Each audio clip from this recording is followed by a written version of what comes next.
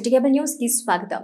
కేంద్ర హోం మంత్రి అమిత్ షా పార్లమెంట్ లో అంబేద్కర్ ని అవమానించి మాట్లాడటం నిజంగా దేశానికే సిగ్గుచేటని దళిత జాయింట్ యాక్షన్ కమిటీ పేర్కొంది.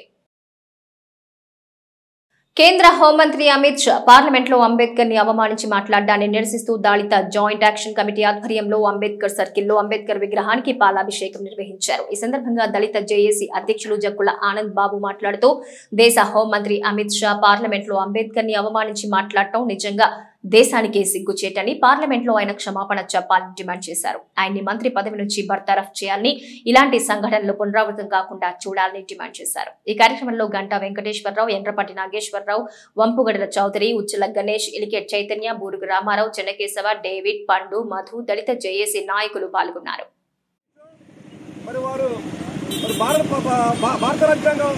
అనుసరించే ఈరోజు పార్లమెంట్ కానీ భారత రాజ్యాంగం నడిపించబడుతుంది. ఆ భారత రాజ్యాంగ నిర్మాతని మరి పార్లమెంట్లో కించపరుస్తూ మరి మాట్లాడి చాలా విచారకరం, చాలా బాధాకరం విషయం. వారు వెంటనే పార్లమెంట్లోనే క్షమాపణ చెప్పాలి. ఎందుకంటే పార్లమెంట్కి ఏ మతం లేదు, ఏ కులము లేదు, పార్లమెంట్ అందరికీ సమానమైంది.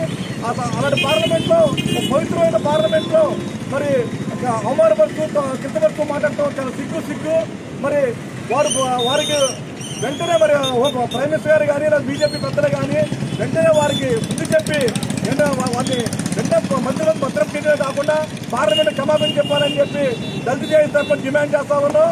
మరి ఇలాంటి సంఘటన పునరావృతం కాకుండా మరి కట్టడి చేయాలని చెప్పి కూడా కోరుకుంటా ఉన్నాం. ఎల్ఐసి ఏజెంట్ల అసోసియేషన్ ఆవిర్భావ దినోత్సవం ఘనంగా నిర్వహించి పతాక ఆవిష్కరణ చేశారు.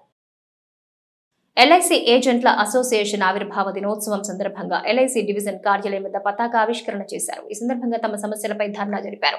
ఎల్ఐసి మరియు ఏజెంట్లను ప్రభావితం చేసే బీమా విస్టర్, బీమా వాహక్, బీమా ట్రినిటీ, బీమా విట్రాక్, జీవన్ సమర్థ్ మరియు బిడ్డర్ వ్యవస్థలను అమలు చేయొద్దని డిమాండ్ చేశారు. జీవిత బీమా రంగాన్ని జీఎస్టీ నుంచి మరియు ఎల్ఐసి ప్రీమియంను ఆదాయపు పన్ను నుంచి మినహాయించారన్నారు. బీమా రంగంలో ఎఫ్డీఐని 74% నుంచి 100% పెంచడాన్ని వ్యతిరేకించాలని వారు కోరారు. డిజిటలైజేషన్ ప్రక్రియ జీవిత బీమా సంస్థల్లో అమలవనున్న నేపథ్యంలో ఏజెంట్లు కమిషన్ మరియు రాయితీలు తగ్గిపోతాయని వారు ఆందోళన వ్యక్తం చేశారు. ఈ కార్యక్రమంలో కిషోర్ కుమార్, రాజారావు, ఎడ్లపల్లి గాంధీ తదితరులు పాల్గొన్నారు. 1956లో ఎల్ఐసి మొదలుపెట్టినప్పుడు ఎంతైతే కమిషన్ ఇస్తున్నారో ఈరోజు కూడా అంతే కమిషన్ ఇస్తూ ఉన్నారు. కానీ ఇవాళ ఉన్నటువంటి పరిస్థితుల్లో ఎల్ఐసికి పోటీగా అనేక సంస్థలని ప్రభుత్వం ఎంకరేజ్ చేసే దాంట్లో భాగంగానే ఎల్ఐసిలో అనేక రకాలైనటువంటి పాలసీలు చేసే దాంట్లో అనేక రకాలైనటువంటి మార్పులు తీసుకొచ్చి మినిమం 2 లక్షల పాలసీ ఉండాలి అనేది తీసుకురావడం అనేది జరిగింది. దానికి వ్యతిరేకంగా దేశవ్యాప్తంగా మేము క్యాంపెయిన్ చేసాం. దాంట్లో ఒక మెట్టు దిగి కార్పొరేషన్ మళ్ళీ 1 లక్షకి మినిమమ్ పాలసీ ఇవ్వడం దానికోసం ఒప్పుకోవడం అనేది జరిగింది. ఇంకా ఏజెంట్కి ఉన్నటువంటి సమస్యల మీద ఫిబ్రవరి 22వ తారీఖున 11వ తారీఖున దేశవ్యాప్తంగా ఉన్నటువంటి ఏజెంట్లు అందరూ కలిసి పార్లమెంటు ముందు ధర్నా చేయడానికి మేమందరం కూడా సిద్ధమవుతున్నాం. ప్రభుత్వాన్ని మేము అడిగి ఏవైతే మాతో చర్చల్లో కూర్చొని మాట్లాడి ఒప్పుకున్నారో అవన్నీ కూడా పరిష్కారం చేయాలని చెప్పని దిశగా మేము వెళ్తూ ఉన్నాం. అలాగే బిజినెస్ విషయంలో మా ఏజెంట్లు ఎవరు కూడా బిజినెస్ ఆవడం లేదు. ఉన్నంతలో ప్రస్తుతం ఉన్నటువంటి మార్కెట్ పరిస్థితిని తట్టుకుని కూడా గవర్నమెంట్ కానీ మేనేజ్మెంట్ కానీ కలిసి ఉమ్మడిగా ఎల్ఐసి మీద ఒక పెద్ద కుట్ర జరుగుతూ ఉంది. ఆ కుట్రను ఎదుర్కోవడం కోసం ఎల్ఐసి ఏవైతే తీవ్రంగా పోరాటం చేస్తుంది. అందులో భాగంగా కొన్ని ఇప్పటికే సాధించుకోవడం జరిగింది. ఉదాహరణకి క్లాబ్యాక్ విషయం ఒకటి సస్పెండ్ చేసామని చెప్పారు. కానీ అసలు ఆ యాక్ట్ తీసేయమని చెప్పి అడుగుతున్నాం. అది ఏజెంట్లకి గొడ్లపెట్టు లాంటిది. అలాగే మరి 2 లక్షల సమ్మిష్యుడు పెట్టారు. అది పేదలకు చాలా ఇబ్బందికరమైన విషయం. దాన్ని కూడా తగ్గించమని అడిగాం. ఇంకా అనేక విషయాల మీద తీరని సమస్యలు కొన్ని ఉన్నాయి. వాటి మీద మా సెక్రటరీ గారు చెప్పినట్టు ఫిబ్రవరి 11వ తారీఖు చలో పార్లమెంటు పిలిపించాం. దీంతో ఈ యొక్క ఎల్ఐసి మీద జరుగుతున్న కుట్రను నిలువరించేదానికి తీవ్రమైన పోరాటం ఎల్ఐసి ఏవై తీసుకోవడం జరిగింది. అంతేకాకుండా 1 కోటి మందితో సంతకాలు సేకరించి రిప్రజెంటేషన్ చేయడం కూడా జరుగుతూ ఉంది. దీని మీద క్యాంపెయిన్ చేయటం, అలాగే ఇంకా మేనేజ్మెంటు ఎప్పటికప్పుడు ఎట్లాగైనా గవర్నమెంట్తో కుమ్మక్కై ఎప్పటికప్పుడు ఎల్ఐసిని ఏ విధంగా నిర్వీర్యం చేయాలి, ఈ నిర్వీర్యం చేయడం కోసం ఇందులో ఎవరి మీద దెబ్బ కొడితే ఎల్ఐసి మన గ్రిప్లోకి వస్తుందనే ఆలోచనతో ఏజెంట్లను దెబ్బకొట్టే రీతిలో ఏజెంట్లకు వ్యతిరేకమైన నిర్ణయాలు తీసుకుంటూ ఇన్సూరెన్స్ అనేది ప్రోత్సహించాల్సిన ప్రభుత్వం ఇన్సూరెన్స్ మీద జీఎస్టీ భారం వేయటం, ఇన్సూరెన్స్ మీద ట్యాక్సులు వేయటం, అలాగే కనీస సమ్మెష్యుడిని పెంచడం, దాన్ని ఇంటింటికి తిరిగి ఒక సామాజిక భద్రతా పథకంగా ప్రజల యొక్క పొదుపును సేకరిస్తున్నటువంటి బీమాని ప్రోత్సహించాల్సిన ప్రభుత్వం దాన్ని సేకరిస్తున్న ఏజెంట్కి ఇచ్చే కమిషన్ని తగ్గించే విధంగా ఇటీవల ఐఆర్డీఏ నిర్ణయం తీసుకుంటాం లాంటివి చాలా బాధాకరం. వీటి మీద ఏజెంట్లు ఇప్పటికే రకరకాల రూపాల్లో ఉద్యమిస్తున్నారు. ఏజెంట్ల కమిషన్ తగ్గించడాన్ని ఖండించాలి, అలాగే వాళ్ళని ప్రోత్సహించి వ్యాపారం చేసేలా చేయాలి. దాంతోపాటుగా ఇన్సూరెన్స్ చట్ట సవరణ అని చెప్పి భారతదేశ బీమా రంగంలోకి 100% ఫారిన్ డైరెక్ట్ ఇన్వెస్ట్మెంట్ని ఈ రోజున ఆహ్వానిస్తామని చెప్పి ప్రభుత్వం చెబుతోంది. ఇప్పటివరకు ఉన్నటువంటి 21 ప్రైవేట్ ఇన్సూరెన్స్ కంపెనీలు అసలు ఉన్న 74% తీసుకురాలేకపోయాయి. అలాగే తీసుకొచ్చిన ఎఫ్డీఐ తమ సమస్యల పరిష్కారం కోసం కలెక్టరేట్ వద్ద కృష్ణా జిల్లా బిల్డింగ్ వర్కర్స్ యూనియన్ ధర్నా నిర్వహించింది. భవన నిర్మాణ కార్మికుల సమస్యలు పరిష్కరించాలని కృష్ణా జిల్లా బిల్డింగ్ వర్కర్స్ యూనియన్ కలెక్టరేట్ వద్ద ధర్నా నిర్వహించింది. కూటమి ప్రభుత్వం సంక్షేమ బోర్డుని పునరుద్ధరించాలని, ప్రభుత్వంపై ఎలాంటి భారం పడని బిల్డింగ్ కార్మికులు పోరాడి సాధించుకున్న సంక్షేమ బోర్డు నిర్మాణదారుల నుంచి సేకరించే 1% సెస్ నిర్మాణ కార్మికులకు ఖర్చు చేయాలని సంఘ నేతలు కోరారు. ఈ కార్యక్రమంలో సంఘ జిల్లా కార్యదర్శి కేవి గోపాలరావు, మీర్ అలీ అక్బర్, జై పౌల్, సిఐటియు కార్యదర్శి జయరావు, సత్యనారాయణ తదితరులు పాల్గొన్నారు.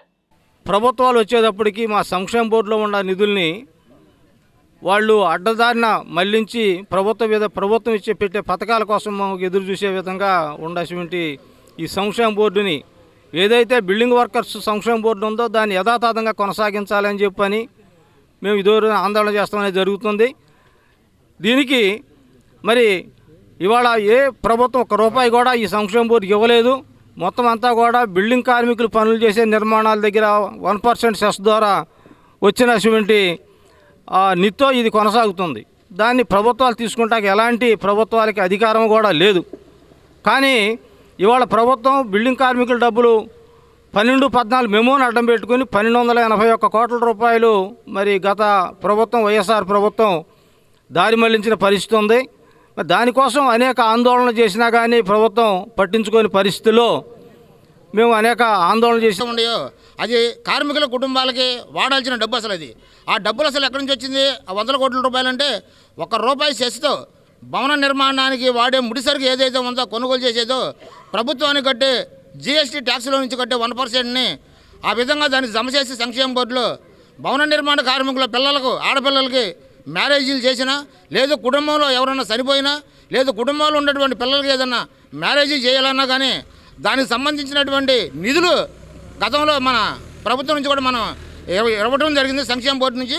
మరి ఆ డబ్బుల్ని దానికి వాడకుండా మరి అధికార పార్టీ ఏదైతే ఉందో గతంలో ఉండే ప్రభుత్వం వైసీపీ ప్రభుత్వం వాళ్ళ సులభాల కోసం వాళ్ళ ఏదైతే తాత్కాలికమైనటువంటి ఆ క్లైములు పెట్టి పథకాలు పెట్టి మరి సంవత్సరానికి ₹10,000 దానికని నానా రకాల పేరుతో ఇచ్చిందన్న దానికోసం ఈ రోజున సంక్షేమ బోర్డులో నుంచి డబ్బులు తీసి జమ చేయడం అనేది చాలా దుర్మార్గం. అది మరి ఆ వాడిన డబ్బులు మన ర్యాలీలో ఉన్నటువంటి టీడీపీ ప్రభుత్వం అధికారంలో మేము రేపు వస్తే మా ప్రభుత్వం మీకు భవన నిర్మాణ కార్మికుల కుటుంబాలకి పోయినసారి ఏ విధంగా అయితే మేము ఇచ్చామో అదేవిధంగా మేము పథకాలన్నీ కూడా ఇస్తాము, మమ్మల్ని నమ్మండి అని చెప్పి చంద్రబాబు నాయుడు గారు వాగ్దానం చేయడం జరిగింది. మరి ఆ వాగ్దానం చేసినటువంటి చంద్రబాబు నాయుడు గారు ఈరోజు కూడా 5-6 నెలలు మనకి ఇక్కడికి వచ్చిన సోదరులందరికీ పేరున ధన్యవాదాలు తెలుపుకుంటున్నాను. అయితే మనకి ఇక్కడికి రావాల్సిన ముఖ్య కారణం ఏంటంటే మనకు రావాల్సిన నిధులు అటు ఇటు దారి మళ్లించి దానికి వేరే వేరే విషయాలకు వాడుకోవడం జరుగుతుంది. మన నిధులు మనకు రావాల్సింది మనకి ఇవ్వాల్సిందిగా కోరుకుతూ తెలియపరుస్తున్నాను. 9 నుంచి సంక్షేమ బోర్డు అమల్లో ఉన్న పూర్తి స్థాయిలో అమలు చేయడానికి రాష్ట్ర ప్రభుత్వాలు ఇంకా వెనకడే ఉన్నవి. మరి 2019 నుంచి 2024 వరకు వైఎస్ఆర్ ప్రభుత్వంలో తీసుకొచ్చిన 12-14 మెమోని రద్దు చేసి కూటమి ప్రభుత్వం భవన నిర్మాణ కార్మికులకి అండగా ఉంటామని చెప్పి ఎలక్షన్ మేనిఫెస్టోలో రిలీజ్ చేశారు. మరి ఆ రిలీజ్ చేసిన విధంగానే భవన నిర్మాణ కార్మికుల సంక్షేమ బోర్డుని అమలు చేయవలసిందిగా కోరుచు ఈ రోజున కృష్ణా జిల్లా కలెక్టర్ గారికి భవన నిర్మాణ కార్మికుల తరపున మెమోరాండం ఇవ్వడానికి ధర్నాలో పాల్గొనడం జరిగింది. కావున సంక్షేమ బోర్డుని అమలు చేయవలసిందిగా కోరుచున్నాం. రేషన్ బియ్యం కేసులో మాజీ మంత్రి పేర్ని నాని సతీమణి జయసుధ బెయిల్ పిటిషన్ నెల 24వ తేదీకి వాయిదా పడింది. రేషన్ బియ్యం మాయం కేసులో మాజీ మంత్రి పేర్ని నాని సతీమణి జయసుధ దాఖలు చేసిన ముందస్తు బెయిల్ పిటిషన్ ఈ నెల 24 సోమవారానికి వాయిదా పడింది. కేసుకు సంబంధించి పోలీసులు సీడీ ఫైల్ ఇంకా అందనందున కౌంటర్ దాఖలుకు సమయం కావాలని స్పెషల్ పబ్లిక్ ప్రాసిక్యూటర్ విజయ్ న్యాయమూర్తిని కోరారు. అప్పటి వరకు ఎటువంటి అరెస్టు చేయమని తెలియజేస్తూ మెమో దాఖలు చేయాలని న్యాయమూర్తి ఆదేశించారు. దీంతో ఆమె అప్పటికప్పుడు మెమో దాఖలు చేశారు. ఈ నెల 23 నుంచి భవానీ దీక్షాపర్లకు ఈడేపల్లి శక్తిగుడి వద్ద ఇరుముళ్ల కార్యక్రమం ప్రారంభమవుతుందని ఆలయ నిర్వాహకులు తెలిపారు. ఈ నెల 23 నుంచి భవానీ దీక్షాపర్లకు ఈడేపల్లి శక్తిగుడి వద్ద ఇరుముళ్ల కార్యక్రమం ప్రారంభమవుతుందని ఆలయ నిర్వాహకులు తెలిపారు.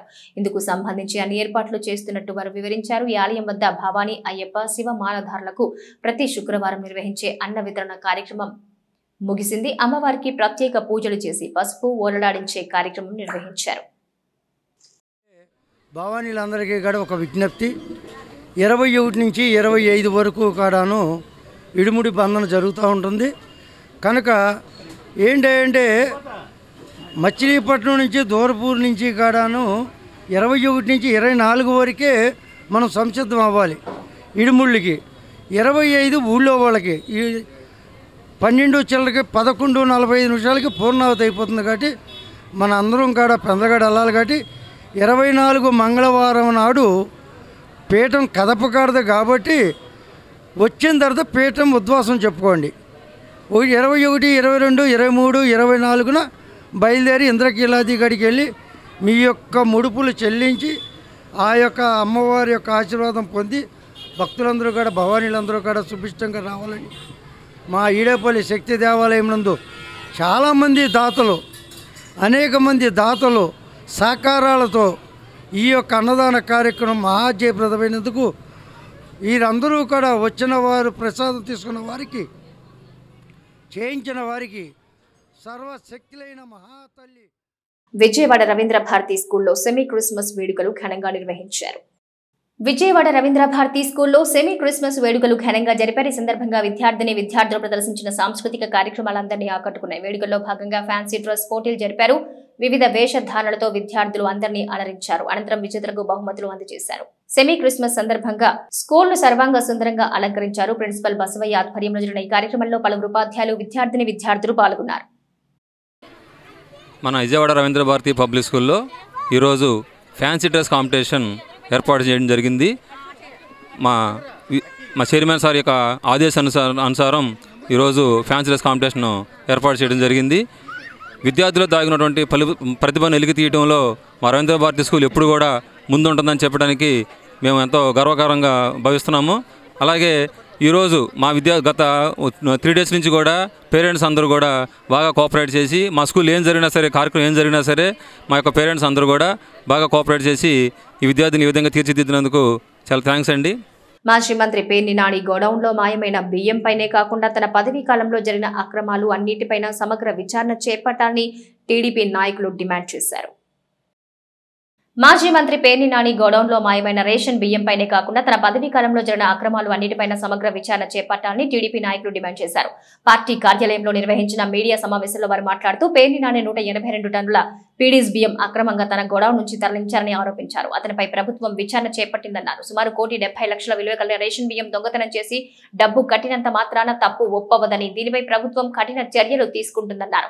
మాజీ మంత్రి పేర్ని నాని నియోజకవర్గ ప్రజలకు క్షమాపణ చెప్పాలన్నారు. జగన్ ప్రభుత్వంలో అవినీతికి పాల్పడిన ఏ ఒక్క ఎమ్మెల్యేని కూటమి ప్రభుత్వం వదిలిపెట్టదు అని చట్ట ప్రకారం శిక్ష పడుతుందంటూ స్పష్టం చేశారు. ఈ కార్యక్రమంలో ఆర్యవైశ్య కార్పొరేషన్ డైరెక్టర్ ఎం బాబా ప్రసాద్, పార్టీ నాయకులు పలపాటి సుబ్రహ్మణ్యం, ఇలియాస్ పాషా, కాంతారావు, బొడ్డు నాగరాజు తదితరులు పాల్గొన్నారు. దొంగతనం చేసి 3,700 బస్తాలు బియ్యాన్ని కాకినాడ పోర్టుకు అమ్మేసి పేదోడికి చెందాల్సినటువంటి బియ్యాన్ని నొక్కేసి ప్రభుత్వానికి 1,70,00,000 రూపాయలు డబ్బు కడతానని చెప్పేసి ఇంటి నుంచి పారిపోయినటువంటి పరిస్థితి చూసాం. ముఖ్యంగా 2014, 2024 10 సంవత్సరాల క్రితం మనం చూసుకున్నట్టయితే మనం మీడియా మిత్రులు కానీ, రాజకీయాల్లో ఉన్నవాళ్ళు కానీ, బందరు ప్రజలు ఒక్కసారి పేరు నాని మాట్లాడినటువంటి మాటలు మనం ఒకసారి గమనం చేసుకోవాలి. ఆయన 2014లో నా దగ్గర ఎన్నికల్లో పోటీ చేస్తానికి డబ్బులు లేవు, నేను పోటీ చేయలేని రాజకీయాలు అని చెప్పినటువంటి మాటలు ఆనాడు మనం మీడియా ద్వారా విన్నాం. అటువంటి నాయకుడు 2024 నాటికి మచిలీపట్నంలో 5 కోట్ల రూపాయలతో తన భార్య పేరు మీద గోడౌన్లు కట్టడానికి డబ్బు ఏ విధంగా వచ్చింది, కట్టినటువంటి గోడౌన్లో అక్రమంగా ఏ విధంగా డబ్బులు సంపాదించి కాకినాడ పోర్టుకి పేదల బియ్యం తోలి రేషన్ మాఫియాలో ఒక ముఖ్యమైన పాత్ర పోషించినటువంటి పేరు నాని దోషి దోషి దోషి అని చెప్తున్నప్పుడు నువ్వెందుకు బేషరతుగా వచ్చి సమాధానం చెప్పలేదో ఈ సందర్భంగా మేము తెలియజేస్తున్నాం. ప్రజలకన్నా క్షమాపణ చెప్పు, లేదంటే బేషరతుగా అన్నా కూడా రాజకీయాల నుంచి నువ్వు తప్పుకో. కేవలం పేదవాడి బియ్యం కొట్టేసిన వాడు ఎవ్వడు కూడా బతికి బయట పట్టడానికి సందర్భంగా నేను తెలియజేస్తాను. ఈరోజు మరి చట్టం ఖచ్చితంగా దాని పని దాన్ని చేసుకెళ్లాల్సిన అవసరం ఉంది. ఎందుకంటే నిజంగా చిన్న చిన్న రేషన్ డిపోలు కుటుంబ కోసం ఒక 100 కేజీలు 200 కేజీలు అమ్ముకుంటూ ఉంటారు. వాళ్ళనే మనం చాలా తప్పుగా మాట్లాడుతూ ఉంటాం. వాళ్ళ కోట్లాది రూపాయలు బియ్యాన్ని గత 5 ఏళ్లుగా అధికారం వైసీపీ ఉన్న ప్రభుత్వం ఉన్న 5 ఏళ్ళు కూడా అక్రమ నిల్వ చేసి బియ్యాన్ని తరలించాడంటే ఈ మహానుభావుడు ఎన్ని కోట్లు పేదవాళ్ళ యొక్క డబ్బుని దోషించాడో ప్రజలందరూ కూడా అర్థమవుతుంది. పేర్ని నాని గారు ఒకటే చెప్పాలి, ప్రజలకు జవాబుదారీతనం చెప్పాల్సిన అవసరం ఉంది. రాజకీయాల నుంచి పూర్తిగా ఆయన తప్పుకోవాలి. ఎందుకంటే ఈ రకంగా దోపిడీ విధానం చేసిన పేర్ని నాని ఇక రాజకీయాలకి స్తుతి పలకాలని చెప్పి కూడా మేము డిమాండ్ చేస్తున్నాం. మరి రాబోయే రోజుల్లో ప్రభుత్వం అధికారులందరూ కూడా దీని మీద ఈ బియ్యాన్ని ఎంతెంత తరలిచ్చాడు, ఎప్పటి నుంచి తరలిస్తున్నాడు, ఇంకా ఈయన చేసిన శాఖలో ఎటువంటి అవినీతులు జరిగినాయని కూడా బయటికి తీయాలని చెప్పి కూడా మేము డిమాండ్ చేస్తాం. మాట్లాడుతూ ఉంటాడు. ఈయన పేదవారికి ప్రభుత్వం ఉచితంగా ఇచ్చే బియ్యాన్ని కొని దొంగచాటుగా అమ్ముకుని అదేవిధంగా ఇది మాయమైపోయిందని చెప్పి అబద్ధాలు చెప్పి ప్రభుత్వాన్ని మోసం చేయాలని ప్రయత్నం చేశాడు. ఇవాళ పేర్ని నానిని మేము ఒకటే అడుగుతా ఉన్నాం, నీకు నీతి నిజాయితీ చిత్తశుద్ధి ఉంటే ఏదొచ్చినా నువ్వు ప్రెస్ మీటింగ్ మాట్లాడతావు, నువ్వు చెప్తా ఉంటావు. గతంలోనే ఒక మాట చెప్పావు, ఏదైనా లంచాలు తీసుకోవాలనుకుంటే గిఫ్ట్ రూపంలో తీసుకొచ్చని చెప్పావు. లంచాన్ని కూడా కొత్త సాంప్రదాయాన్ని సృష్టించావు. దీన్ని ఏ రకమైనటువంటి సాంప్రదాయాన్ని సృష్టిస్తావో కూడా బందరు ప్రజలు చూడాలని చూస్తూ ఉన్నారు.